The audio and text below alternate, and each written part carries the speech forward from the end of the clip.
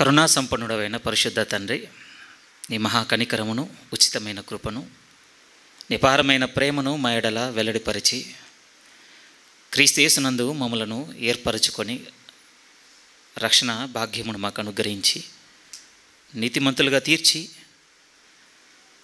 జ్యేష్ఠుల సంఘంలో మమ్మల్ని అందరినీ కూర్చుండబెట్టినటువంటి నీ ప్రణాళిక, నీ ఏర్పాటు, నీ పిలుపు నిమిత్తమై కృతజ్ఞతాస్తుతులు, వందనములు తండ్రి. స్థానికంగా సంఘంగా మమ్మల్ని ఏర్పాటు చేసి ఈ 15 సంవత్సరములను మేము సంపూర్తి చేసుకున్నటకు నువ్వు మా ఎడల చూపించినటువంటి నీ గొప్ప కార్యములన్నింటిని బట్టి స్తోత్రములు చెల్లిస్తున్నాం నాయన. ఎంత నమ్మకమైన దేవుడవు తండ్రి. మేము నీ ఎడల నమ్మదగిన వారము కాకపోయినను ఈ 15 సంవత్సరములలో మమ్మలను విడవక, ఎడబాయక, మమ్మలను విసర్జించక, తృణీకరించక హక్కున చేర్చుకొని ప్రభువా, నీ నమ్మకత్వమును, నీ మంచితనమునంతయు మా ఎడల కనపరుస్తూ మమ్మలను ఆదుకొని నడిపిస్తూ సంఘంగా కడుతున్నటువంటి నీ యొక్క గొప్ప నడిపింపు నిమిత్తమై కృతజ్ఞతాస్తుతులు, వందనములు తండ్రి. ఇది మొదలైన నాటి నుండి నీ పరిచర్యలో పాటుపడిన సేవకులందరిని బట్టి స్తోత్రములయ్యా. నీ దాసుల ద్వారా మమ్మలను జీవనంలో విత్తినందుకే కృతజ్ఞతాస్తుతులు. ఈ సంఘము మొదలైన నాటి నుండి ప్రభువా, ముందుకు కొనసాగుటలో తమ వ్యయ ప్రయాసలు కోర్చినటువంటి ప్రతి బిడ్డను బట్టి నీకు కృతజ్ఞతాస్తుతులు, వందనములు తండ్రి. వారు మా భారములను భరించి మేము క్రీస్తులో నిలుచుటకు వారు ఎంతో సహనమును, ఎంతో త్యాగమును మా ఎడల కనపరిచి ఉన్నారు. వారి కొరకు నువ్వు పరలోకమందు క్రీస్తు యేసునందు దాచి ఉంచిన ఆ గొప్ప బహుమానమును బట్టి కృతజ్ఞతాస్తుతులు, వందనములు తండ్రి. ఈ దినము వారి కష్టాలలో ఉన్నటువంటి ఫలాలను భుజిస్తున్న సంఘంగా మేమందరం ఇక్కడ కూడుకొనుటకు కృపను అనుగ్రహించి ఉన్నావు. అనర్హులము, అయోగ్యులము, నిశ్చయముగా ఒక సంఘంగా కట్టబడుటకు యోగ్యత లేని వారము అయినను ప్రభువా, మమ్మల్ని ఆకర్షించి నిలుపుకున్నావు నీలో. సమస్త స్తోత్రాలు, ఘనత, మహిమ, ప్రభావములు నీకే తండ్రి. ఈ దినము కూడా కొద్ది సంగతుల చేత మేము మరలా నీ వైపు చూచుటకు సిద్ధపడి ఉంటుండగా నీ పాదాల చెంత కూర్చొని నీ యొక్క మాటలను నేర్చుకున్నటకు సిద్ధపడి ఉంటుండగా నీ యొక్క ప్రభావమును, నీ యొక్క మహామహిమను, నీ ఉన్నతమైన ఆలోచనను మాకు వెల్లడి చేసి మనములను మరింతగా క్రీస్తులో బలపరచమని, పరిపూర్ణమైన సంఘంగా ఎదుగుటకు మరొక అడుగు ముందుకు వేయుటకు కృపను అనుగ్రహించమని కోరుతున్నాం తండ్రి.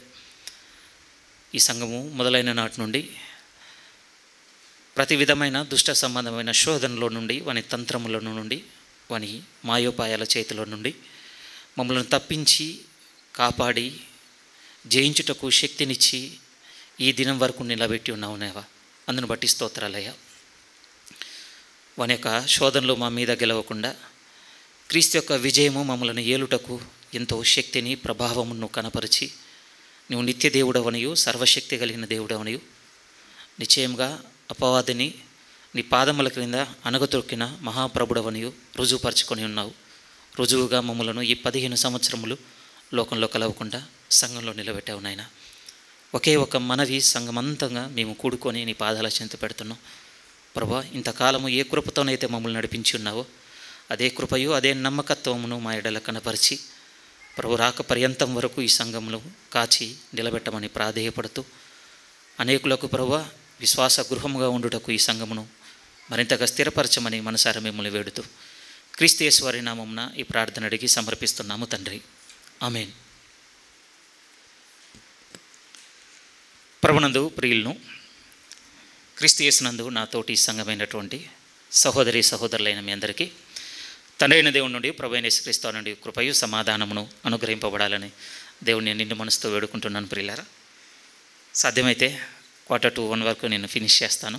ఇబ్బంది ఏం పెట్టండి. మిమ్మల్ని ఒక అరగంట నాతో ఓరవలసిందిగా మిమ్మల్ని కోరుకుంటున్నాను. ఇప్పటివరకు పాదిరి గారు మనతో చెప్పినట్టుగా, సహోదరులు మనతో విన్నవించుకున్నట్టుగా సంఘంగా మీరు కొనసాగుట అనేది ఒక గొప్ప ధైర్యంతో కూడినటువంటి నిర్ణయమే ప్రియమైన వాళ్ళ. మరి ముఖ్యంగా ఈ సంఘంతో, మరి ముఖ్యంగా ఇప్పుడున్నటువంటి నిర్ణయాలతో, మరి ముఖ్యంగా ఇలాంటి కఠినమైనటువంటి పిలుపులతో నిలబడి ఉండుట చిన్న విషయం కాదు. ఒక విషయంలో సంఘమైన మిమ్మల్ని అందరినీ ప్రభునందు ఎంతగానో ప్రోత్సహిస్తున్నాను. ఏ విషయంలో అంటే నన్ను సంఘంగా క్రీస్తులో కడుతున్నందుకు. అది నిశ్చయంగా మనస్ఫూర్తిగా దేవుడే సాక్షి మీ ముందు చెప్తున్నమాట. మిమ్మల్ని బట్టి సంఘంగా కట్టబడుటకు నాకు దొరికిన కృప అంత చిన్నది కాదు ప్రియమైన వాళ్ళారా. కాబట్టి మొదటి నుంచి ఈ సంఘంతో కొనసాగుతున్న వారితోనూ కొత్తగా వచ్చిన వారితోనూ నేను ఒకే ఒక మాట చెప్పబద్ధుడను. ఏ మాట అనంటే, ప్రభులో మీరు కలిగి ఉన్న ఈ విశ్వాసమును అంతము మట్టుకు గట్టిగా చెప్పవలసిందిగా ప్రభునందు మిమ్మల్ని బతిమలాడుకుంటున్నాను. కొరింథీయులకు రాస్తున్నటువంటి మొదటి పత్రికలో పరిశుద్ధుడైన పౌలు మాట్లాడుతున్న మాటే నాకు వరంగా తోస్తుంది ఈ సమయంలో మిమ్మల్ని ప్రోత్సహించుటకు. ఇంతకు మించిన శక్తి కలిగిన మాట నా నోట, నా ఆలోచనలో ఏది లేదు. దయచేసి చూడండి, కొరింథీయులకు రాస్తున్న మొదటి పత్రిక 15వ అధ్యాయము. సంఘమైన మీ అందరికీ గుర్తు చేస్తున్నటువంటి మాట, మీ అందరి హృదయంలో నిలిచిపోవాలని కోరుకుంటున్న మాట ఇది. 15వ అధ్యాయం 57, 58 వాక్యాలు చదువుదాం. 57, 58. మన ప్రభు అయిన యేసుక్రీస్తు మూలముగా మనకు జయము అనుగ్రహించుచున్న దేవునికి స్తోత్రము కలుగునుగాక. నిజమేనండి, విడవక అంతరాయం లేకుండా ఎలాంటి గొడవలు, కొట్లాట్లు, మోసాలు, వంచనలు, దోచుకోవడాలు, ఆరోపణలు, నిందలు, ఇక్కడ నుంచి మన మీద ఇంకెక్కడో కంప్లైంట్లు ఇవ్వడాలు, ఇవేవీ లేకుండా చర్చ్గా మనం కూర్చున్నామంటే మన డిసిప్లిన్ కాదు ప్రియమైన వాళ్ళారా. అసలు డిసిప్లినే లేదులేండి మనకి. ఫ్యాక్ట్ మాట్లాడుకోవాలంటే అంతే కదా. దేవునికి స్తోత్రము కలుగునుగాక. ఎందుకంటే అన్ని విషయంలో క్రీస్తును బట్టి మనకు జయమిచ్చుకుంటూ వెళ్ళిపోతున్నాడు ప్రియమైన వాళ్ళారా. లేకపోతే ఈ కాలాల్లో సంఘంగా నిలబడడానికి మన శక్తి ఎంత, మన ఆలోచన ఎంత, మన ధైర్యం ఎంత? పోనీ మనలో పదవులు, అధికారాలు, గొప్ప స్థితిగతులతో ఉన్నవాళ్ళమా? మళ్ళీ ఎలా ఉన్నాం చర్చ్గా? యేసుక్రీస్తునందు దేవుడు అనుగ్రహిస్తున్న విజయం అంతే. ఇలా సాగుతున్న మనతో చెప్తున్న రెండవ మాట ఇప్పుడు మీ హృదయంలో ఉండాలి. 58వ వాక్యంలో పరిశుద్ధ పౌలు సంఘానికి పిలుపునిస్తున్నాడు. ఆ రోజు ఆ సంఘానికి, ఈరోజు వ్యక్తిగతంగా నా నుంచి మీకు అనుకోండి. ఏమంటున్నాడు అంటే 58లో, కాగా నా ప్రియ సహోదరులారా, మీరు మీ ప్రయాసము ప్రభువునందు వ్యర్థము కాదని ఎరిగి స్థిరులను కదలని వారును ప్రభువు కార్యాభివృద్ధి అందు ఎప్పటికీ ఆసక్తులనై ఉండండి. అంటే ఇంతకు మించి నేను మీ ముందు పెట్టేటువంటి వినతి ఏం లేదు. వదిలే ప్రసక్తే లేదని నిర్ణయం తీసుకొని మీ హృదయంలో. ఈరోజు మీకు అర్థం కాకపోవచ్చు ఏ విషయం అనంటే, మీరు కూర్చున్నటువంటి ఈ చిన్న సంఘము, ఆకారము, ఆర్భాటము, నమూనా, ఎటువంటి స్థితిగతులు లేనటువంటి ఈ చిన్న సంఘము రేపు మీకు ఆపాదించబోతున్నటువంటి ఆ నిత్య మహిమలో ఎంత ప్రభువుకు మిమ్మల్ని దగ్గర చేస్తుంది ఈరోజు మీరు చూడలేకపోవచ్చు, నేను చూడలేకపోవచ్చు. కానీ గురి ఏం పెట్టుకుందామంటే, విడవద్దు. ఒక మాట అన్నారు కదా, అసలు ఇలాంటి పిలుపులోనికి మాతో నిలిచి ఉన్నారు అంటే గొప్ప సంగతి అని. నిజంగా నాకు ఛాలెంజింగ్ అనిపించేది ఏమిటంటే, మొదటి నుంచి ఉన్న వాళ్ళది మీరు ఉండడం మరీ కష్టం అండి. ఇందులో మార్పుల తర్వాత మరి తెలుసా, మీరు ఉండడం మరీ కష్టం. ఎందుకంటే మీరు అన్నిటిని చూసినవారు. రెండో వైపు వచ్చి చెప్పగలిగితే, మిమ్మల్ని నడిపించేవాడిని, మిమ్మల్ని బోధించేవాడిని డే 1 నుంచి చూసిన వాళ్ళు మీరు ఈ చర్చ్లో. మీరు ఇక్కడ హ్యాంగ్ అయ్యారు చూడండి, చిన్న విషయం కాదు అది. మిమ్మల్ని ఏం పొగడడం కానీ నేనేం చెప్తాను అనంటే, వదలకండి ఈ ఆసక్తిని, ఈ స్థిరత్వమును వదలకండి. కొత్త వచ్చిన వాళ్ళతో కూడా ఒక మాట చెప్తాను. మీరు చాలా ధైర్యం చేశారు లోపలికి వచ్చి, చిన్న విషయం కాదు. ఈ సంఘం సాగుతున్నటువంటి విశ్వాసంలో మీరు నిలవాలన్నటువంటి నిర్ణయానికి మేమేం బుజ్జగించి బతిమలాడి మీకు ఏది ఆశ చూపించి తెచ్చిన వాళ్ళం కాదు ఇందులోనికి. మళ్ళీ మీతో ఏం చెప్తానంటే, దేవుణ్ణి బట్టి మీకు ఒక దర్శనం దొరికింది, వచ్చి ఉన్నారు కదా, మీతో కూడా చెప్తున్న మాట అదే, స్థిరులుగా ఉండండి. నిజం. ఇంకొక ప్రామిస్ కూడా గుర్తు చేస్తానండి, అద్భుతంగా ఉంటుంది ఈ సమయంలో. ఎందుకంటే 15 ఇయర్స్లో అండి చిన్న ఏం జరగలేదు. సరే, మనకు ఒకరు కనపడుతుండొచ్చు, ఒక కుటుంబం కనపడుతుండొచ్చు, కానీ దేవునికి మాత్రం దీన్ని వెనుకున్న వారు కూడా కనపడుతుంటారు ప్రియమైన వాళ్ళ. మరి వాళ్ళు నిరసించిపోవద్దు అంటే దేవుడు చెప్పిన మాట ఇంకోటి గుర్తు చేసుకుందాం. ఇది కూడా అద్భుతంగా ఉంటుందండి ఈ సమయం అందు జ్ఞాపకం చేసుకున్నట్ట. హెబ్రీయులకు రాసిన పత్రిక 6వ అధ్యాయంలోనికి వస్తే, హెబ్రీయులకు రాసిన పత్రిక 6వ అధ్యాయం ఒక విధంగా ప్రామిస్గానే అనుకోండి. దేవునికి మీరు చూపినటువంటి విశ్వాసమునకు, దేవుని ఎడల మీరు కలిగి ఉన్నటువంటి భక్తికి, దేవుని ఎడల మీరు కలిగి ఉన్నటువంటి నమ్మకత్వమునకు దేవుడు ఇస్తున్నటువంటి భరోసా వాక్యములను కూడా అనుకోండి. రెండో మాట ఏమంటున్నాడు అనంటే, 10వ వాక్యం చదువుతున్నాను. అన్నాడు ఆ చర్చ్కి, ఈనాడు మనకు కూడా ఏమంటున్నాడు అనంటే, మీరు చేసిన కార్యమును మీరు పరిశుద్ధులకు ఉపచారము చేసి ఇంకనూ ఉపచారము చేయుచుండుట చేత తన నామమును బట్టి చూపిన ప్రేమను మరచుటకు దేవుడు అన్యాయస్తుడు కాదు. ఒక ఉపమానం ఉంది కదండి బైబిల్లో మనకి, అన్యాయస్తుడైన గృహ నిర్వాహకత్వుడు. ఏమండి అతను చేసింది ఏంటో తెలుసా? తీసుకున్న వాళ్ళకి మళ్ళీ రీపే చేశాడట, ఎక్కువ తీసుకున్న వాళ్ళకి డబల్ కూడా పే చేశాడట అండి. ఎవరు? అన్యాయస్తుడిగా ఉన్న ఒక గృహ నిర్వాహకుడే. మీరు బాగా వినండి, ఇప్పటి వరకు ప్రభు కొరకు మీరు చేసిన వాటన్నిటికీ తిరిగి రేపు ప్రతిఫలం చెల్లించే విషయంలో దేవుడు అస్సలు అన్యాయస్తుడిగా ఉండడు. ప్రియమైన వాళ్ళారా, each and every penny repay అవుతుందండి మీకు.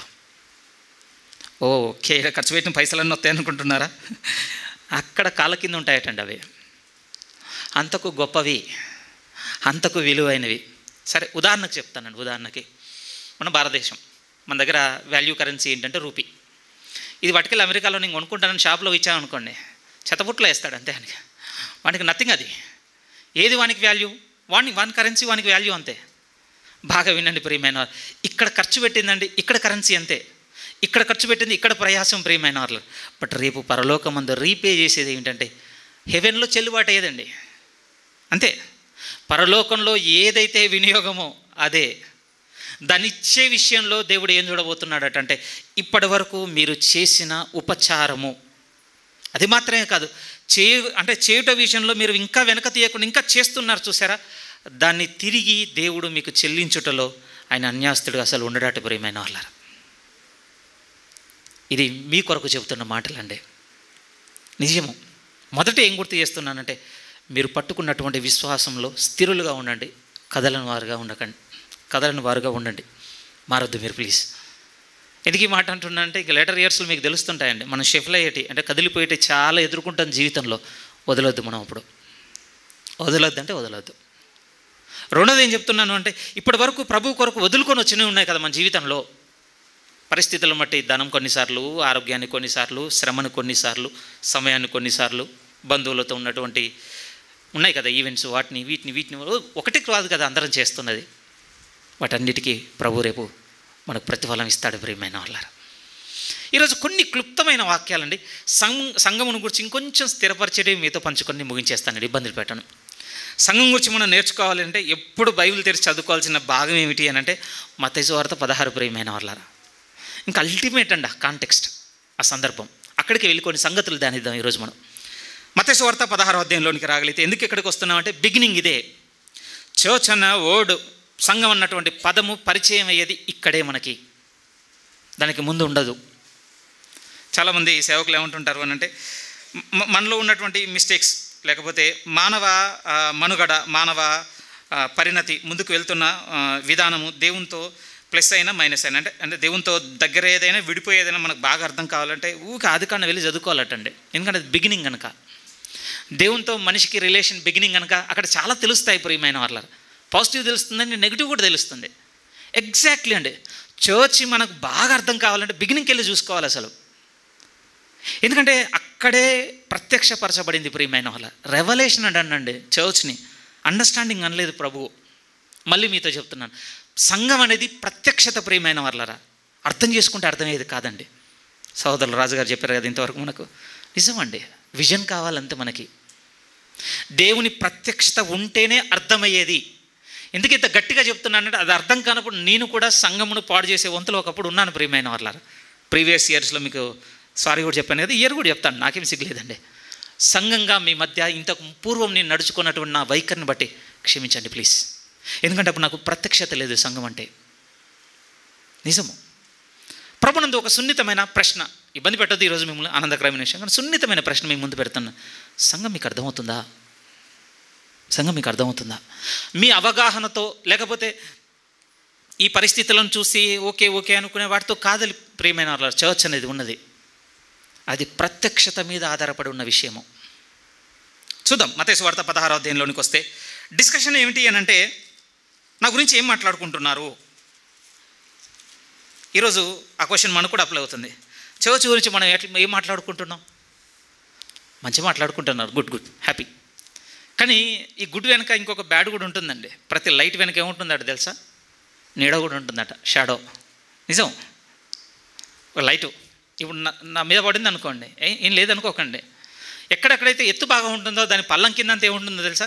నీడ ఉంటుంది. ఎందుకు ఆ మాట ఉంటున్నానంటే మనలో కూడా చాలా నీడలు ఉన్నాయి, మంచివి కావవి, వదలండి ప్లీజ్.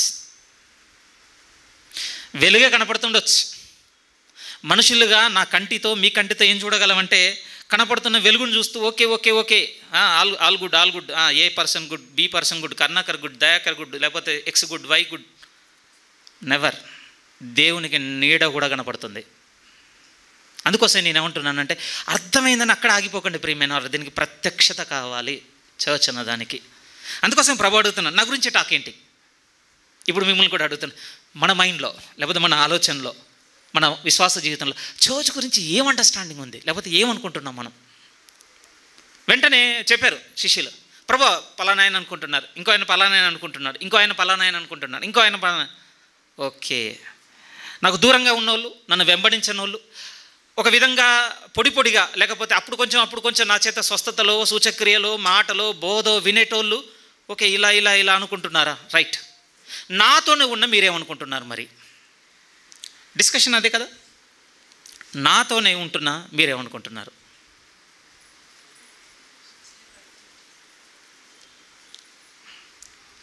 మళ్ళీ మన మనసుకు తెచ్చుకునే ఆలోచన చేయగలిగితే ప్రభు అడుగుతున్న మాట ఇప్పుడు మనకు కూడా తగలాలి. ఏమండి, ఈ వైడబ్ల్యూసీ సంఘం గురించి హైదరాబాద్ చాలామంది మాట్లాడుకుంటున్నారు తెలుసా మీకు? నిజం, చాలామంది మాట్లాడుకుంటున్నారు. నేను సువార్తకు వెళ్ళిన వాళ్ళు, ఇక్కడ నుంచి వెళ్ళిన వాళ్ళు, ఇక్కడికి బోధించడానికి వచ్చిన వాళ్ళు మాట్లాడుకుంటున్నారు. కానీ ఇప్పుడు వాళ్ళ గురించి కాదు ప్రభు అడుగుతుంది, ఇందులో ఉన్న మనమేమనుకుంటున్నాం? పేతురు రెస్పాన్స్కి ముందు ఉన్న మాట అదే ప్రియమైన వాళ్ళారా. జనులు నా గురించి ఇది ఇది ఇది ఇది అనుకుంటున్నారు కదా, ఓకే ఓకే ఓకే, మరి నాతోనే ఉంటున్న మీరేమనుకుంటున్నారు? ఇప్పుడు అదే మాట మీ దగ్గరికి తెస్తున్నాను. 15 సంవత్సరాల నుంచి నడుస్తున్న చాలా ఫ్యామిలీస్ ఉన్నాయి. బిగినింగ్ నుంచి మిడిల్లో వచ్చిన వాళ్ళు ఉన్నారు, రీసెంట్గా వచ్చిన వాళ్ళు ఉన్నారు. ఇప్పుడు మీతో అడుగుతున్నమాట, ఏమనుకుంటున్నాం మనం? ఏమనుకుంటున్నాం? మీ మైండ్లో మైక్ లేదు కనుక మీ ముందు చెప్పడానికి దూరంగా ఉంది, కానీ చాలా అనుకుంటున్నారు కదా. నాకు కూడా చాలా ఉన్నాయి. కానీ ఈ అనుకోవడం కాదండి ప్రభు ఆ రోజు అప్రిషియేట్ చేసింది. ఒకరి ప్రత్యక్షతను అప్రిషియేట్ చేశాడు ఆ రోజు. ఆ 12 మందిలో చాలామంది చాలా అభిప్రాయాలతో ఉండొచ్చండి. లేరనుకుంటున్నారా? యోహాన్ ఇంకోలా అనుకొని ఉండొచ్చు, లేకపోతే యూదా ఇంకోలా అనుకొని ఉండొచ్చు, మత్తయి ఇంకోలా అనుకొని ఉండొచ్చు, ఆంద్రే ఇంకోలా ఖచ్చితంగా అనుకొని ఉండొచ్చు. ఒపీనియన్స్ ఎందుకు ఉండవు చెప్పండి? ఇప్పుడు నా గురించి ఓ 10 మందిని మీరు అడిగారు అనుకోండి, 10 ఎగ్జాంపుల్ చెప్తారు మీకు. Yes, obviously. కానీ ఆ రోజు పేతురు చెప్పిన మాట మాత్రం ఆ రోజు నిలబడింది ప్రియమైన వాళ్ళ వాక్యంలో. చదువుదాం, మైండ్లో పెట్టుకుని కొద్దిగా చదువుదాం అక్కడ ఉన్నటువంటి బ్యాక్గ్రౌండ్ని. 15వ వాక్యం నుంచి, లేకపోతే 14 కూడా చదువుతున్నాను. ప్రభు అడిగాడు. ప్రభు అడగగానే శిష్యులు చెప్పడం మొదలుపెట్టారు. కొందరు బాప్తిసం ఇచ్చి యోహాన్ అనియు, కొందరు ఏలియా అనియు, కొందరు ఇర్మియా అనియు, లేక ప్రవక్తలలో ఒకడనియు చెప్పుకొనుచున్నారనిరి. నాకు వాళ్ళ ఒపీనియన్తో పని లేదు ఇప్పుడు. ఎగ్జాక్ట్లీ అండి, మన గురించి హైదరాబాద్లో ఎవరెవరో మాట్లాడుకుంటారు, నాకేం పని లేదండి. సంఘ కాపరి గారు కూడా అస్సలు పని లేదు.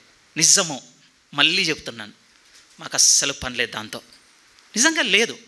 కానీ ఇప్పుడు మాకేది మ్యాటర్ అంటే ఇక్కడ ఉన్నదే ప్రియమైన వాళ్ళ.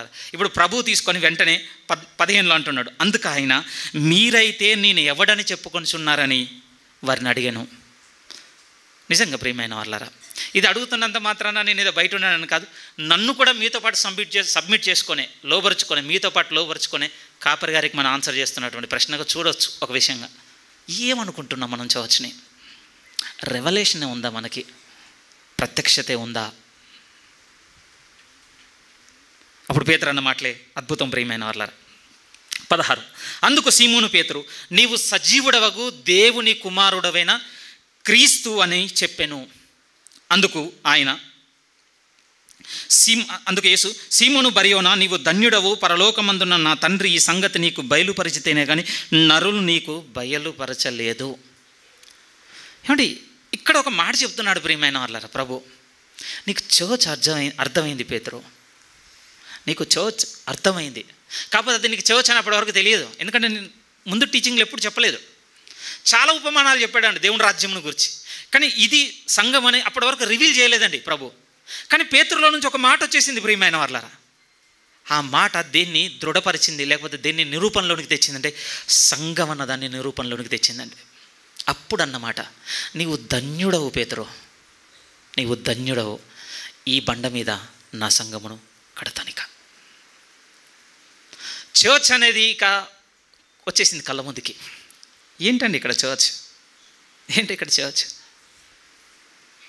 బాగా లోతైన విషయం ప్రియమైన వాళ్ళ, అంత సులువు కాదు. నేను చెప్పినా కూడా వెంటనే అర్థమయ్యేది కాదు. ఎందుకంటే ఆ చర్చ్కి ఎంత పవర్ ఉందన్నాడంటే కింద, ఇప్పటి నుంచి నువ్వు గుర్తిస్తావు, పాతాళలో ఒక ద్వారములు దాని ఎదుట నిలబడవు, అంత బలమైంది నీ నోటి నుండి వచ్చింది. ఆ రోజు పేతురు అన్నమాట ఏంటి? నీవే సజీవుడవైన దేవుని కుమారుడు. ఏంది ఆ మాటలో అంత శక్తి ఉందా? అంత శక్తి ఉందా? అండర్స్టాండింగ్, అర్థం చేసుకోవాలని మనం జీవితాంతం కొట్టుకున్నా మన వల్ల కాదు ప్రియమైన వాళ్ళ మాట. ఈవెన్ మనందరం ఎక్కడెక్కడో ఉండేవాళ్ళము, ఏదేదో పనులు చేసుకునే వాళ్ళము, మన నేపథ్యం వేరు, లేకపోతే మన జీవన విధానం వేరు, మన సంస్కృతులు వేరు, మనం వచ్చినటువంటి బ్యాక్గ్రౌండ్ వేరు, పేరెంట్స్ వేరు, పెంపకం వేరు, అన్నీ వేరండి, అన్నీ వేరు. కానీ ఇక్కడికి వచ్చి ఒక చర్చ్గా కూర్చొని వెళ్ళిపోతున్నాం చూసారా, ఈ విషయాన్నంతటిని, లేకపోతే ఈ సంగతిని అంతా ఆలోచిస్తున్నప్పుడు ఏమనిపిస్తుంది అని అంటే, నిజమే కదా, అసలు ఏంటి దీనికి ఇంత బలం ఉందా? ఇప్పుడు లేదు ప్రియమైన వాళ్ళారా. అందుకనే చాలా ఓటములు, చాలా అపజయములు, పాపంలో బలహీనతతో ఇబ్బందులు పడుతున్నటువంటి విషయాలు, ఇతరులను ఇబ్బంది పెడుతున్న విషయాలు కూడా జరుగుతున్నాయి. కానీ ఏ దానికి శక్తి ఉందో తెలుసా? ఒక ప్రత్యక్షత. సంఘం అంటే ఒక నిజమైన ప్రత్యక్షతను ఆ రోజు పేతురు పొందుకున్న అన్నమాట ఏమంటే, అవును ప్రభువా, నీవే సజీవుడవైన దేవుని కుమారుడవు. నేను 100 సార్లు చెప్పినా, 100 సార్లు చదివినా, మళ్ళీ నేను చెప్తున్నానండి, పేతురు పొందుకున్న ప్రత్యక్షత పొందుకున్నంత వరకు చర్చ్ మనకు అర్థం కాదు ప్రియమైన వాళ్ళారా. బట్ ఒక థింగ్ అయితే నాకు మెడిటేట్ చేసినప్పుడు నాకు బాగా బలంగా అనిపించింది ఏమిటి అంటే, సంఘము ఎవరి మీద కడుతున్నాడంటే తన ఎరిగిన వారి మీద కట్టుకుంటూ వస్తున్నాడండి ప్రభు. తనని ఎరిగిన వారిని. మనం 14 చదివినప్పుడు ఒక గుంపు తెలిసింది. ఎరిగిన వాళ్ళు అనుకుంటున్నారు ప్రభుని. A person, B person, C person అన్న వాళ్ళంతా ఎరిగిన వాళ్ళ? నో. కానీ 14 అయిపోగానే 15లో ఒక ఎరిగిన స్టేట్మెంట్ బయటకు వచ్చింది. వెంటనే ఆ ఎరిగిన స్టేట్మెంట్ బయటకు రాగానే ప్రభు అన్న మాట ఏంటో తెలుసా? పేతురు, నీవు ధన్యుడవు, ఈ బండ మీద నా సంఘమును కడుదును. ఆ మాట దేన్ని స్థిరపరుస్తుందంటే, సంఘము దేని మీద కట్టుకుంటూ వస్తున్నాడంటే తనను ఎరిగిన వారితో కట్టుకుంటూ వస్తున్నాడు ప్రియమైన వాళ్ళారా. బాగా మేము మనసులో పెట్టుకోవాలి ఈ మాటని, చిన్నది కాదు నేను చెప్పే మాట ఇది. వస్తున్నాం, వైడబ్ల్యూసీఏలో ఒక సంఘం ఉంది, కూర్చుంటున్నాం, వెళ్ళిపోతున్నాం. నేను అన్నాను కదా, మన గురించి బయట వారు ఏం మాట్లాడుకుంటున్నారు దాని గురించి అయితే అస్సలు ఆలోచన లేదండి. ఇప్పుడు దాని గురించి ఎటువంటి విచారం కొంచెం కూడా లేదు. కానీ ఇప్పుడు విచారం అంతా ఏంటో తెలుసా? లోపలున్న మనం ఏమనుకుంటున్నాం అనేది ఇప్పుడు విచారము. ఎందుకంటే దానికి మొదటి క్వాలిటీ ఏంటో తెలుసా? ఎరిగిన వారు కావాలి. ఇందులో ఎరిగిన వారు ప్రతి ఒక్కరము ఆయనే సజీవుడైన దేవుని కుమారుడని ఎరిగిన వారితో కట్టుకోవాలనుకుంటున్నాడు ఆయన. సున్నితంగా ఒక ప్రశ్న మీ ముందుకు తీసుకురావాల్సింది. నడుస్తూ ఈ ప్రభువుని ఎరుగుతున్నాం వ్యక్తిగతంగా. ఇప్పటివరకు మీరేమి ఎరగలేదు, మీరు మరీ అమాయకులుగా ఉన్నారు, లేకపోతే అజ్ఞానులుగా ఉన్నారేమి, నేనేం మీ మీద ఆరోపణ చేయను. కానీ మీ మనసుకు వదిలేస్తున్నానండి సమాధానాన్ని, మీ మనసుకే. ఎందుకంటే ఆ ఎరిగిన వారితో కట్టుకుంటున్నాడండి ఆయన. ఆ ఎరిగిన వారితో కట్టబడిన సంఘానికి ఎంత బలం ఉందట అంటే దాని ముందు నిలబడవటండి, అంతే. ఇంకా నిలబడవంటే నిలబడవు. అందుకోసం నేను కొన్ని స్టేట్మెంట్స్ చదువుతుంటే అవి వర్ది అనిపిస్తుందండి. అసలు ఈ మాటను మన మనసుకు తెచ్చుకొని ఊహించుకోవడానికి యోగ్యునా నేను చర్చ్ దగ్గర మాట్లాడినప్పుడు? అలాంటి 2 చూస్తారా మాటలు. ఫస్ట్ వర్డ్ అపోస్తల కార్యములు 20లో బాగా తెలిసినవే. బట్ ఈరోజు ఆ మాటకు నేను వర్దియా కాదని క్వశ్చన్ చేసుకుందాం మనం. అసలు నేను పాత్రుడు నేనా ఆ మాటకి? ఆ మాట ఆపాదించుకోవడానికి యోగ్యునేనా? అసలు చూద్దాం ఆ మాట. అపోస్తల కార్యములు 20వ అధ్యాయం. మీకు తెలిసిన మాటే, కానీ నేను ఇప్పుడు పెడుతున్నటువంటి ఆలోచన ఏమిటి అంటే ఆ మాటకు అసలు నేను యోగ్యనా అనేదే మన ఇప్పుడు ప్రశ్న. 20వ అధ్యాయం 28వ వాక్యం. రైట్, 28. అపోస్తల కార్యములు 20వ అధ్యాయం 28 జాగ్రత్తగా మీరు చూడగలిగితే ముందేమంటాడంటే, దేవుని సంకల్పం అంతయు మీకు తెలపకుండా నేను ఏమీ దాచుకోలేదు. ఏ చర్చ్తో మాట్లాడుతున్నాడు అంటే ఎఫ్ఎస్సి అనే సంఘంతో మాట్లాడుతున్నాడు. బట్ ప్లేస్ ఏంటంటే మిలేత్ అనే ప్లేస్కి పిలిచాడు. దగ్గర ఉంది కనుక వచ్చేయమన్నాడు. అక్కడికి రాగానే ఎఫ్ఎస్సి నుంచి సంఘ పెద్దలు వచ్చారు, వాళ్ళందరితో మాట్లాడుతున్నాడు. నేను మీ మధ్య ఉన్నప్పుడు 3.5 సంవత్సరాలు టీచ్ చేశాను కదా. ఒక సేవకుడు చాలా బాగా చెప్తుంటాడండి, మార్నింగ్ అండ్ ఈవినింగ్ అట. మార్నింగ్ అండి మోర్ దెన్ 1000 ప్రసంగాలు ఆ సంఘమునకు పౌలు బోధించినవి, 1-2 కాదండి, 1000 ప్రసంగాలు. ఆ 1000 ప్రసంగాలు ఎంత చెప్పేశాడటంటే హోల్ కౌన్సిల్ ఆఫ్ గాడ్, దేవుని సంకల్పం అంతా చెప్పేశాడటండి. అలా చెప్పిన తర్వాత ఇప్పుడు వాళ్ళకు చెప్తున్న మాట మనం చూడగలిగితే 28, దేవుడు తన స్వరక్తం ఇచ్చి సంపాదించిన తన సంఘమును కాయటకు మిమ్మల్ని నియమించుకున్నాడు తెలుసా. రెండో మాట మాది, కానీ మొదటి మాట మీ ముందుకు తీసుకొచ్చిన తర్వాత రెండోది మేము ఆపాదించుకుంటాం. మొదటిది ఏమంటున్నాడు తెలుసా, దేవుడే తన స్వరక్తం ఇచ్చి సంపాదించిన సంఘము. ఒక మాట అడుగుతాను ప్రియమైన వాళ్ళు, కొంచెం నొచ్చుకున్నట్టు ఉండొచ్చండి, ఐఎమ్ వెరీ సారీ అలా అడుగుతున్నందుకు. ఈరోజు నొప్పించొద్దు అనుకున్నాను కానీ ప్రసంగం అట్టే వెళ్తుంది, క్షమించండి. ఏం అడుగుతాను అనంటే, ఈరోజు ఎంతో కొంత దేవునికి మనం సమర్పించాం కదండి, ఏదో కొంత, అది పాట కావచ్చు, ప్రార్థన కావచ్చు, ఈవెన్ నా ప్రసంగం కావచ్చు, మీరు కానుకలు వేసినవి, డబ్బు కావచ్చు, ఎనీథింగ్ ఈరోజు మీరు పట్టుకొచ్చినవి కావచ్చు, మీరు సమర్పించినవి కావచ్చు, అలంకరించినవి కావచ్చు, ఏవైనా సొంతం చేసామా, సొంతం అనుకొని చేసామా? ఎందుకో తెలుసా, ఒక ఆయన సొంతం అనుకున్నందుకు ఎంత వదులుకున్నాడంటే రక్తంనిచ్చి సంపాదించాడట మనల్ని. అంత ఒకసారి ఆలోచించి చూడండి ప్రియమైన వాళ్ళారా. ఈరోజు నేను నా ప్రభు సన్నిధికి పట్టుకొచ్చింది, ఆయన నన్ను సంపాదించడానికి ఆయన పెట్టింది, ఈ రెండొక దగ్గర లేనప్పుడు ఈ మాట నేను ఎలా ఆపాదించుకోగలను? ద రియల్ చర్చ్ అండి ఇక్కడ ఉన్నది. ఆ చర్చ్ గురించి ఏం చెప్తున్నాడు తెలుసా, నేను నా స్వరక్తం ఇచ్చి సంపాదించుకున్న సంఘము. అందుకోసం through of the Bible ending వరకు ఆ చర్చ్ ఎట్లా కనపడుతుందో తెలుసా అండి. మత్తయి సువార్త 16 నుంచి కనపడిన ఆ మాట, ఎవడైనాను తన ప్రాణమును ప్రేమించుకున్న ఎడల దాన్ని పోగొట్టుకుంటాడు. అదే మాట అంటే ప్రకటన గ్రంథం ముగింపు వరకు కనపడుతుంది ప్రియమైన వాళ్ళ. వారు అపవాదం జయించిన దగ్గర అన్నమాట కూడా ఏంటంటే, వారు గొర్రెపిల్ల రక్తమును బట్టి తామిచ్చిన సాక్ష్యమును బట్టి దాన్ని జయించిన వారు కడవరకు అంతం వరకు తన ప్రాణమునైనను ప్రేమించిన వారు కాదు. The real church. ఎందుకంటే ఆ సంఘంకి ఏమర్థమైందంటే, నన్ను నా ప్రభు సంపాదించుకోవాలంటే ఆయన ప్రాణం పోయింది, ఇప్పుడు ఆయన నేను సంపాదించుకోవాలంటే నా ప్రాణము పెట్టాలి. ద రియల్ చర్చ్ అండి అక్కడ ఉన్నది. మీరు అపోస్తల కార్యం నుంచి చదవండి, ఆదిమ సంఘ చరిత్రను చూడండి, హతసాక్షులుగా మరణించినటువంటి సేవకుల నమూనాలను చూడండి, విశ్వాసుల నమూనాలను చూడండి. వారంతా గురిపెట్టుకొని నిలకడగా చూసింది ఏంటో తెలుసా, వాళ్ళ దృష్టిలో ఒక్కటే ఉంది ప్రియమైన వాళ్ళ, నా దృష్టికి సంఘం ఎట్లా అర్థమవుతుంది, ఏమర్థమైంది అని అంటే, నన్ను సంఘంగా కట్టుకోవడానికి ప్రభు తన స్వరక్తంనిచ్చి సంపాదించాడు కనుక నేను ఆయనను పొందుకున్నాను. ఆయన నన్ను పొందుకున్నాడు, వండర్ఫుల్. మరి నేను ఆయనను పొందుకోవాలంటే నేను కూడా నా ప్రాణం పెట్టేంతవరకు నడవాలి. చెప్పారు కదా, ఈ చిన్న నిర్ణయాలకే మేము ఎంత అడానిస్టిక్గా ఉన్నాం మీ మీద అర్థమైపోయింది అన్నాడు కదా. ఇంకా రావోతుని ఇంకెక్కువ ఉంటాయి. అయ్యో తొలి అడుగులేనండి మనం వేసినవి తెలుసా, చాలా తొలి అడుగుడు. ఈ తొలి అడుగులలో 1, 2, 3 పాదాలే పడ్డాయి. ఇంకా కొన్ని పాదాలు నిజంగా నేను కూడా సహోదరుల రాజాతో అడ్మిట్ చేసుకుంటున్నాను కూడా. ఒక దగ్గరికి నడిచి ఇక ఆ తర్వాత నేను పెట్టుకుంది ఒకటే, ప్రభు ఇక నా వల్ల అవ్వటం లేదు, ఒక విజన్ అవుతుంది కదా, ఆ విజన్ నాకు దొరికేంతవరకు నన్ను అక్కడ వేలాడుంచు, నన్ను ఇటు అటు ఏబీసీకి పోనీయకు.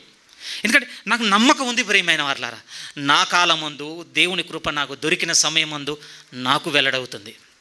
కానీ ఇప్పుడు నేనేమంటున్నాను తెలుసా, ఈ 1, 2 అడుగులతోనే ఇక్కడికి నడిచే అమ్మో అమ్మో అమ్మో అనుకుంటున్నాను చర్చిని.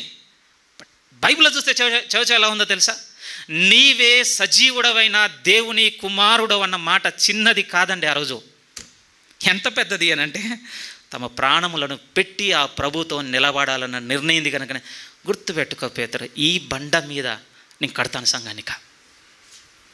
చార్ల్స్ స్పర్జన్ ఒక మాట చెప్పి ఉన్నారు ప్రియమైన వాళ్ళు. ఆయన అన్న మాట ఏమిటి అని అంటే, ఇక్కడ శిలువ మోయినోని కట్టండి, అక్కడ కిరీటాలు మోసేటువంటి హక్కే లేదటండి. అసలు చాలా బాగా అనిపించింది నాకు కొటేషన్. ఇక్కడ ప్రభు నామం నిమిత్తం శిలువ మోయని ఏ విశ్వాసి కూడా ఆ రోజు నిత్య జీవనంలో కిరీటమును ధరించుకోవడానికి హక్కుదారుడు కాడు. అయిపోయింది అంతే. ఇంకా నిజమైన సంఘంగా సాగినటువంటి సంఘం నిలబడింది దేని వెనుకనో తెలుసా ప్రియమైన వాళ్ళారా, ప్రభువు కొరకు సమర్పించుకున్న జీవితం మీదనే. అలాంటి జీవితం ముందు ఇంకే పాతాళలో ఒక ద్వారం నిలబడుతుందండి? ఏ పాతాళలో ఒక ద్వారం నిలబడుతుంది? నిజంగా మరణానికే సిద్ధమైపోయినండి, ఇంకా ఏ ఆశ చూపించి మోసం అంటే బెండ్ చేయగలుగుతాం చెప్పండి? ఇంకే ఆశ చూపించి. అందుకోసం చర్చి ఎక్కడ కూడా లోకం కిందికి వెళ్ళిపోలేదు ప్రియమైన వాళ్ళారా, లోకం మీద జయించుకొని వెళ్ళిపోయింది. ఒకవేళ గట్టిగా మాట్లాడుతానండి వాళ్ళని ఇక్కడ మాట్లాడుతుందండి ప్రభు కట్టుకుంటున్న సంఘం గురించి ముందే చెప్తున్నాను అన్నమాట. ఎక్కడ కూడా మిమ్మల్ని ఇది పడగొడుతుంది అది పడగొడుతుంది వాటి గురించి ఎక్కడ భరోసా ఇవ్వలేదు. కానీ ఒక్క పదం దగ్గర మాత్రం ఒక మాట చెప్తాడండి ప్రభు, లోకంలో మీకు శ్రమ కలుగును, బట్ ఈ మాట గుర్తుపెట్టుకోండి, నేను లోకమును జయించి ఉన్నాను. ఎందుకంటే దానికి అంత పవర్ ఉందండి సఫరింగ్కి, అది గుంజుకొస్తుంది కనుక అక్కడ చెప్తాడండి ప్రభు. యోహాను సువార్త 16లో ఉంటుంది, ఒకసారి మాట చదువుదాం, చాలా బ్యూటిఫుల్గా ఉంటుంది ఆ స్టేట్మెంట్. యోహాను సువార్త 16వ అధ్యాయం, యోహాను సువార్త 16వ అధ్యాయం 33వ వాక్యాన్ని మీరు చూడగలిగితే 33వ వాక్యం, నా యందు మీకు సమాధానము కలుగునట్లు ఈ మాటలు మీతో చెప్పుచున్నాను. అంటే ఎలాంటి చెప్పాలి? కంఫర్ట్ ఇవ్వబోతున్నాడు అని అంటే ఎలాంటి? రాబోతున్నవి ఏవి మీకు రావు, మీ మీద ఏమీ చేయవు, మిమ్మల్ని తప్పిస్తాను, XYZ చెప్పాలి కదా ఆదరణ అంటే. బట్ ఎంటైర్లీ డిఫరెంట్ అండి మాట. ఏమంటాడు తెలుసా? నా యందు మీకు సమాధానము కలుగునట్లు ఈ మాటలు మీతో చెప్పుచున్నాను, లోకములో మీకు శ్రమ కలుగునను, అయినను ధైర్యం తెచ్చుకోండి, నేను లోకమును జయించి ఉన్నాను నేను. అందుకోసం ప్రియమైన ప్రభు అండి ఆదిమ సంఘం నడుస్తున్నటువంటి ఆ క్రమం రాసినప్పుడు ఇది ఆకర్షించి పడగొట్టింది వాళ్ళని, అది గుంజేసింది వాళ్ళని, అది మోసం చేసింది వాళ్ళని ఏం చెప్పలేదండి. శ్రమను ఒక థ్రెడ్ మీద రాసుకుంటే ఎందుకు వెళ్ళిపోయాడంటే వాళ్ళన్నిటిని తట్టుకొని నిలబడ్డారు. కానీ ఒక్కటి ఉంచగలదు కనుకనే ఆ ఒక్కదాని దగ్గర ప్రభు ఎలా ఆదుకొని వచ్చాడో అపోస్తల కార్యం అంతా చూడగలం ప్రియమైన వాళ్ళారా. ఎవ్రీ చాప్టర్ అండి సఫరింగ్గా ఉంటుంది అందులో, ఎందుకంటే దానికి అంత పవర్ ఉంది కనుక. బట్ ప్రభు అన్న మాట ఏంటో తెలుసా? సంఘంతో మీరు మర్చిపోవద్దు, నేను జయించాను. రెండో మాట, ధైర్యం తెచ్చుకోండి, ఏం కాదు, ధైర్యం తెచ్చుకోండి. అందుకోసం మీతో చెప్తున్న మాటలు ప్రియమైన వాళ్ళ, మన గురించి అవుట్ సైడ్ ఒపీనియన్ ఏంటనేది వదిలేద్దామండి. మనకు అది ఇప్పుడు అది కాదు. మన విషయం ఏంటంటే అసలు నేనేమనుకుంటున్నాను చర్చ్ అంటే, మీ అందరితో మీ హృదయంలో పెడుతున్నాను. 15 years అంటే చిన్న విషయం కాదు ప్రియమైన వాళ్ళారా. ఇప్పుడు ఏం ఆలోచిస్తున్నాం? ఇన్ని సంవత్సరములు ప్రభుతో నడిచిన తర్వాత ఏం వెతుకుతున్నాం? ఈ ప్రభు దగ్గర సంఘంగా ఉండడం అంటే ఏం వెతుకుతున్నాం? ఏం వెతకాలని ప్రభు కోరుకున్నాడంటే ఒక్కటేనండి, ఒక్కటే, నా ప్రాణము పెట్టైనా సరే ఈ ప్రభుతో నేను ఉండాలి. ఈ సంవత్సరం ఈ నిర్ణయం తీసుకోగలమా? ఈ నిర్ణయం తీసుకుంటే మరింత వెలుగు దొరుకుతుందండి. ఇది వద్దు ప్రభువా, మాకు ఏదో అంటారు కదా, దూది నలగనంత సుఖం కావాలి మాకు. నాకు కూడా మొన్న విన్నప్పుడు చాలా బాధ అనిపించిందండి. ఇది ఇంత కోరుకుంటాడు ఒక మనిషి. ఎలాంటి సుఖం అంటే తెలుసా?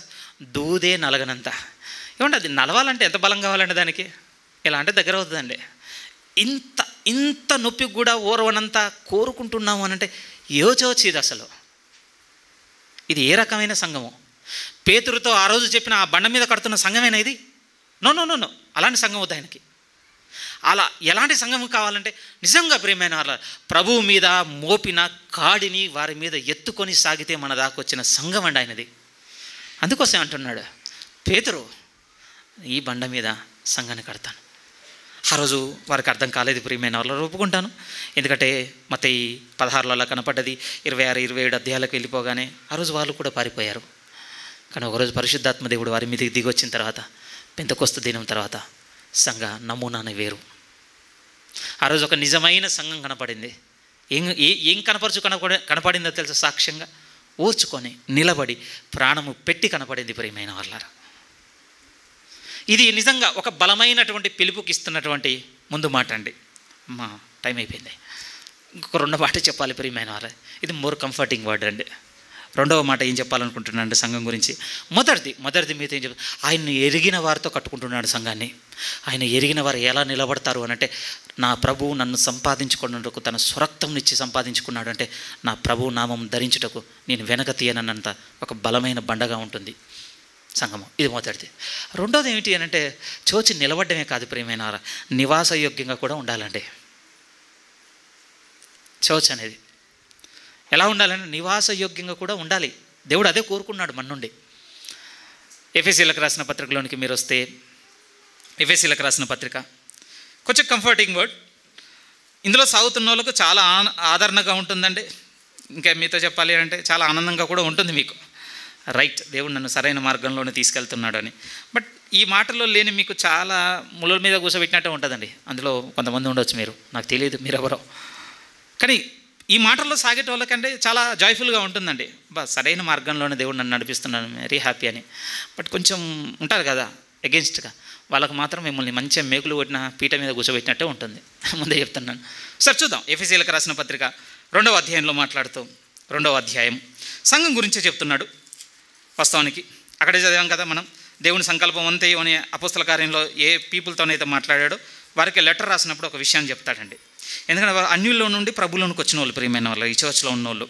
అందుకోసం వాళ్ళతో మాట్లాడుతున్నాడు. అంటే మనం కూడా తీసుకుందాం. 22వ వాక్యం నేరుగా చదువుతున్నాను, ఇబ్బంది పెట్టకుండా. 21, 22, 21, 22, 20 కూడా చదువుతానులేండి, సారీ. 20 నుంచి. క్రీస్తు యేసే ముఖ్యమైన మూలరాతి అయి ఉండగా అపోస్తులను ప్రవక్తలను వేసిన పునాది మీద మీరు కట్టబడుతున్నారు. తర్వాత 21, ప్రతి కట్టడము ఆయనలో చక్కగా అమర్చబడి ప్రభువునందు పరిశుద్ధమైన దేవాలయమగుటకు అభివృద్ధి పొందుచున్నది.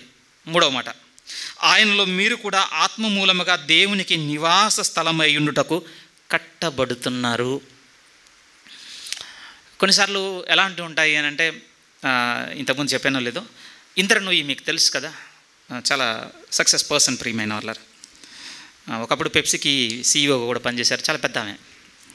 ఒక ఇంటర్వ్యూ నన్ను చాలా చాలా క్వశ్చన్ చేసిందండి. చాలా స్థాయిలో ఉన్న లేడీ, మోస్ట్ ఇన్ఫ్లుయెన్షియల్ ఉమెన్స్లో టాప్ 100లో ఒక టైమ్స్లో ఉండేనండి. అది నాకు చాలా బాగా అనిపించింది. ఏంటంటే, ఏమండి ఆమె తీసుకొచ్చినటువంటి చేంజెస్ అంత ఇంత కావటండి ఆమె చేస్తున్నప్పుడు. సరే, ఆమె మీకు కొంతమందికి నోన్ పర్సన్, కొంతమందికి అన్నోన్. సరే, ఏదైనప్పటికండి చాలా ఎడ్యుకేటెడ్, ఒక స్థాయిలోకి వెళ్ళినామే, పెద్ద పెద్ద కంపెనీలకి వర్క్ చేసినామే. కానీ వాళ్ళ అమ్మ మాత్రం ఆమెతో ఎప్పుడూ ఒక మాట అనేదటండి, నువ్వు బయట ఏమైనా అయి ఉండొచ్చు, నువ్వు ఏ కంపెనీకో CEOనో లేకపోతే ఇంకోటి 100 అయి ఉండొచ్చు నువ్వు, బట్ నువ్వు ఇంట్లోకి వస్తున్నప్పుడు ఆ మెట్ల పక్కన ఉన్న చెత్తలోనే వేసి రావాలి ఇదంతా. నువ్వు లోపలికి వచ్చావు అని అంటే నువ్వు ఒక కుటుంబానికి, ఒక భర్తకు భార్యగా ఉండాలి, పిల్లలకు తల్లిగా ఉండాలి, నీ ఇంట్లో ఉన్నటువంటి సరే పెద్దవారికి కోడలైతే కోడలు, కుమార్తె నువ్వు ఉండాల్సిందే. అప్పుడే నువ్వు నీ ఇంటికి ఒక విధంగా, ఏ విధంగా ఇక్కడ ఉన్న పదంతోనే చెప్తాను, సరే ఆమె చెప్పిన పదం ఇంకోటైనా, నువ్వు నివాస యోగ్యంగా ఉన్నట్టు ఇంట్లో నువ్వు పో.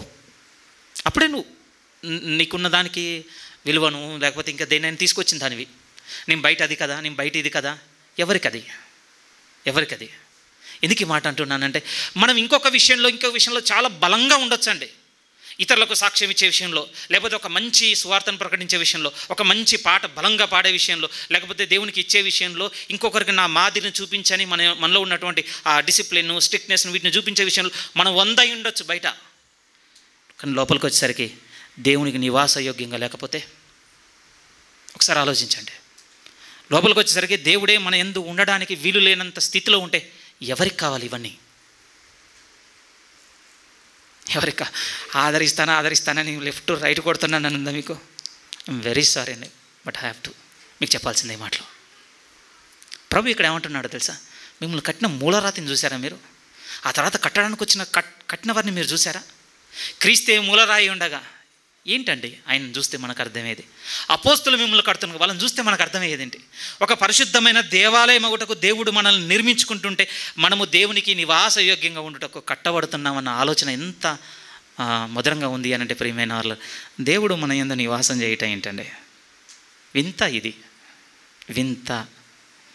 ఇల్లు కట్టుకున్న అనుభవం నాకు లేదు, కానీ మీలో కొంతమందికి ఉంది కదా. మీకే కట్టే ఛాయిస్ వచ్చినప్పుడు మీరు ఎలా కట్టుకున్నారండి? మీకు నచ్చినట్టుగా సమయం తీసుకున్నారు, ఓర్చుకున్నారు. కొంచెం నష్టం ఉందంటే తగులుబడి పెట్టుకున్నారు, గాయపడ్డారు, కోల్పోయారు, మాటలు పడ్డారు, ఎన్నో జరిగాయి. బట్ మీ అల్టిమేట్ గురి ఏంటంటే, నాకు నివాసయోగ్యంగా నా ఇల్లు నేను కట్టుకోవాలి. మీరు గివప్ ఇవ్వలేదండి, రాజీకి రాలేదు. దేవుడు కూడా మనల్ని కడుతున్నాడు అని అంటే లోపల గొర్రెల మందలో వదిలేసి ఇక ఉండిపోండి, నేనే ఇక మీరు ఎలా ఉన్నా నేను నివాసయోగ్యంగా చేసుకొని ఉంటాను అనుకుంటున్నాడా? నెవ్వరండి. ఆయన ఇంకా చాలా చూజీ. ఎంత పర్టిక్యులర్ తెలుసా ఆయన? వెరీ పర్టిక్యులర్ అండి. ఎందుకంటే ఆయన ఉండాలి కనుక. అందుకోసం ప్రియమైన వాళ్ళారా, హెబ్రీ పత్రికలో ఉన్న మాటలు చాలా ఆదరణగా ఉంటాయండి, గొప్పగా ఉంటాయి. చదువుదాం. హెబ్రీలకు రాసిన పత్రిక 3వ అధ్యాయంలోనికి మీరు వస్తే ఆయన ఇల్లు గురించి మాట్లాడుతున్నప్పుడు కొన్ని డిస్క్రిప్షన్ చెప్తాడు. ప్రియమైన వాళ్ళారా, అద్భుతంగా అనిపించాయండి ఆ మాటలు. హెబ్రీలకు రాసిన పత్రిక 3వ అధ్యాయం బిగినింగ్ వర్స్ చూడండి, 1వ వాక్యము.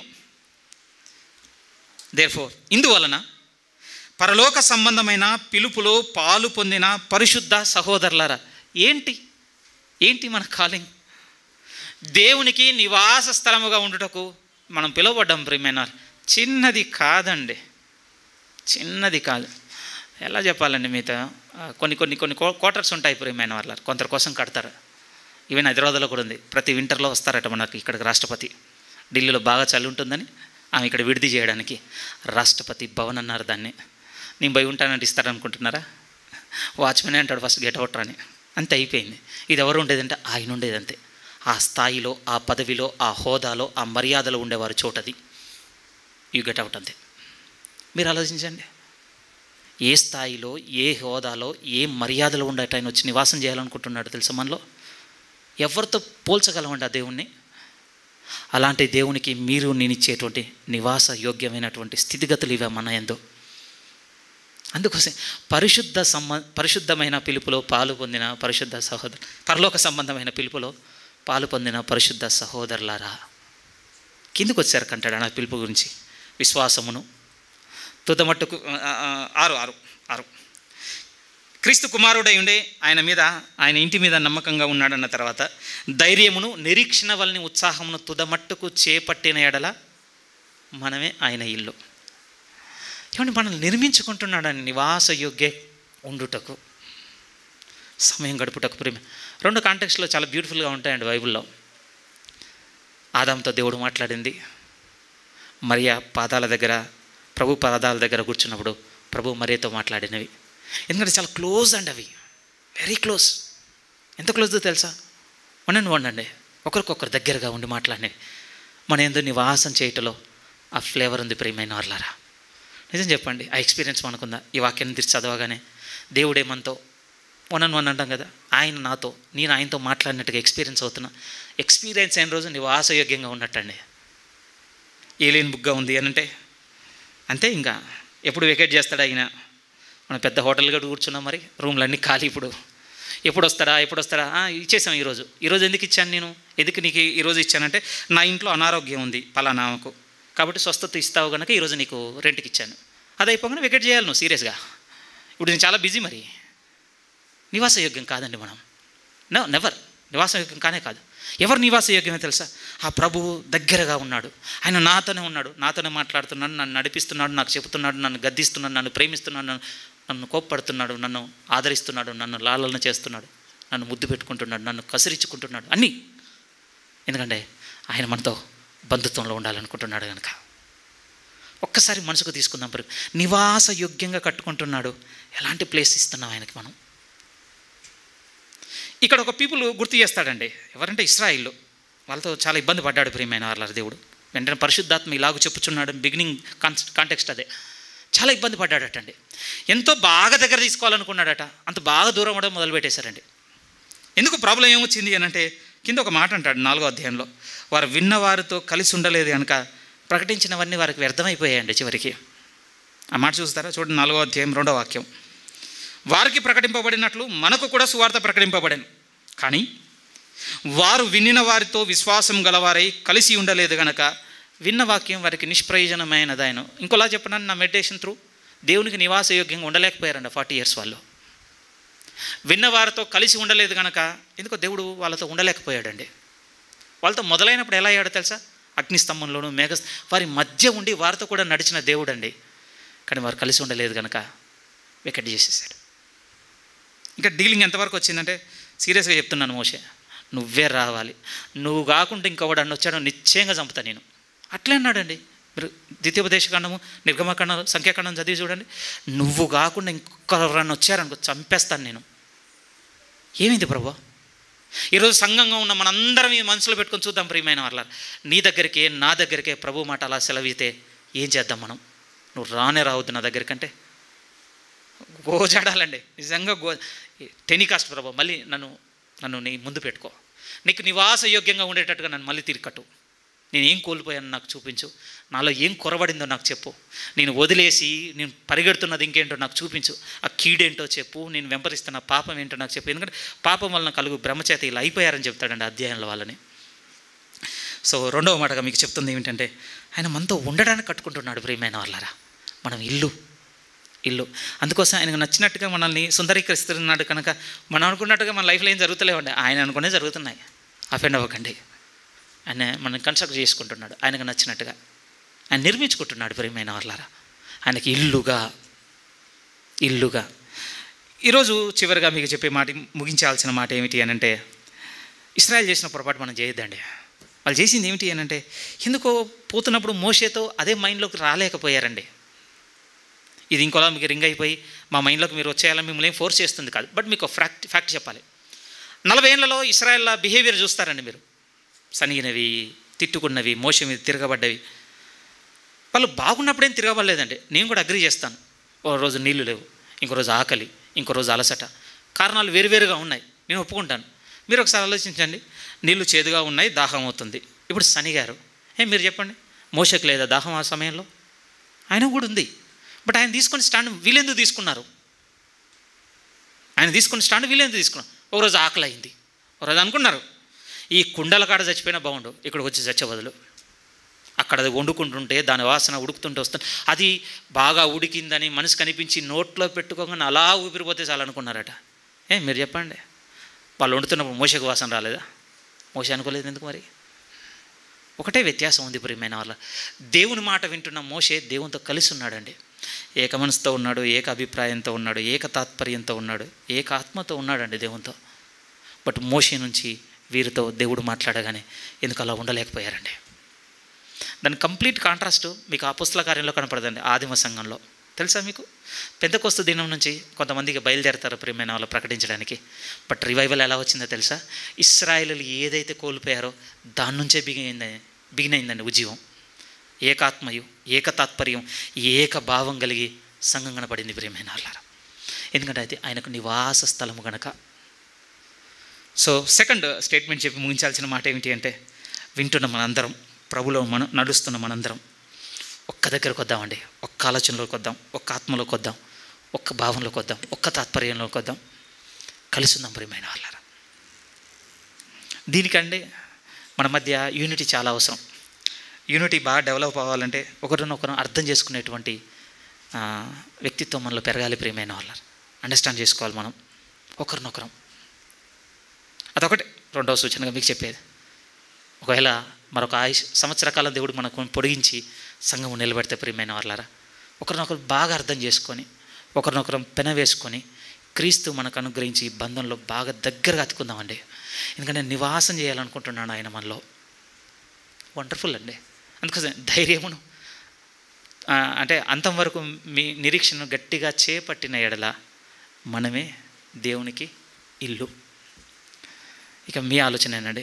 ఒక చిన్న విషయం చెప్తాను. అప్పుడప్పుడు అండి మనం బాగా ఇష్టమైన వాళ్ళు ఇంటికి పోతేనండి ఒక ప్లెజెంట్ జాయ్ని ఎంజాయ్ చేస్తామండి ఆ ఇంట్లో. అది ఉంటుందండి. వాళ్ళ ఇంట్లో కూర్చోమన్నా, వాళ్ళు మనకి ఏమైనా ఇచ్చినా, వాళ్ళు మనకి ఏదైనా పెట్టినా, తిన్నా, వాళ్ళతో మాట్లాడినా ఎంత ఆనందం ఉంటుందండి. అది మీతో ఏ విధంగా చెప్పగలను? అది నేను పొందుకున్నప్పుడు అరే ఎంత బాగుంది ఈ ఫీలింగ్. నేను నాకు నచ్చిన వారితో ఉంటే దానికి ఆలోచించండి రివర్స్గా, దేవుడు మనతో ఉంటే ఎలా ఉంటుంది అనేది. అదొక్కటే మీ హృదయంలో పిన్ చేస్తున్నాను. అది రావాలి అని అంటే దేవుడు అంటున్నాడు ఆయనకి ఇల్లుగా ఉండే విషయంలో రాజీకి రావద్దు. మనం వదిలిపెడదాం. మనకు విరోధంగా ఉన్న వాటిని వదిలిపెట్టి ప్రభువుకు అనుకూలంగా ఉన్న వాటిని సమకూర్చుకొని ప్రభువును ఆహ్వానించుకుందాం మన జీవితంలోనికి. సో మొదటిది సంఘంగా మనం ఉన్నాము అని అంటే ప్రభు నన్ను తన స్వరక్తం ఇచ్చి సంపాదించుకున్నాడు కనుక నేను కూడా నా ప్రాణం ముగింపు వరకు నా ప్రభుతో నిలబడతాను. ఇది ముఖ్యమైన పిలుపు. రెండవది ఏంటంటే నా బోల్డ్నెస్, నా ధైర్యం, నా విరోచితత్వం మాత్రమే సరిపోతుంది కుదరదు. ఇప్పుడు రెండోది ఏమంటున్నాడు, ఆయన వచ్చి నివాసం చేసేటట్టు అనుకూలంగా కూడా ఉండాలి మనం. ఇంత గొప్ప స్థితిలోనికి దేవుడు మనల్ని ఇంకనూ బాగా బలంగా ఎదిగించాలని మనస్ఫూర్తిగా కోరుకుంటూ నా మాటలు ముగిస్తున్నాను.